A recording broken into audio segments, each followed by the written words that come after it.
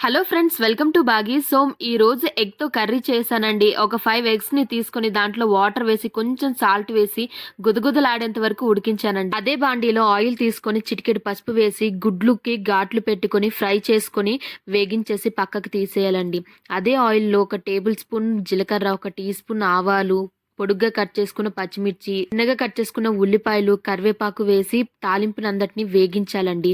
తాలింపు మొత్తం వేగిపోయాక టమాటో ప్యూరీని వేసి రుచికి సరిపడా ఉప్పు, కారం, పసుపు, ధనియాల పొడి, జీలకర్ర పొడి, గరం మసాలా వేసి మొత్తాన్ని కలిపేసుకోవాలండి. ప్యూరీ ఉడికిపోయాక ఆయిల్ సపరేట్ అవుతున్నప్పుడు దాంట్లో ఎగ్స్ వేసి మొత్తాన్ని కలిపేసుకొని గ్రేవీకి తగ్గట్టు వాటర్ వేసుకొని మూత పెట్టి ఉడికించాలండి. మధ్య మధ్యలో కలుపుకుంటూ గ్రేవీ అంతా చిక్కబడ్డాక లాస్ట్ లో కొత్తిమీర వేసుకొని ఒకసారి కలుపుకొని స్టవ్ ఆఫ్ చేసి వేడి వేడి అన్నంలో సర్వ్ చేసుకొని తింటే చాలా బాగుంటుందండి. నా వీడియోస్ మీకు నచ్చుతున్నాయి అనుకుంటున్నానండి. నా వీడియోస్ ని లైక్ చేయండి, నా ఛానల్ ని సబ్స్క్రైబ్ చేసుకోండి. Thank you.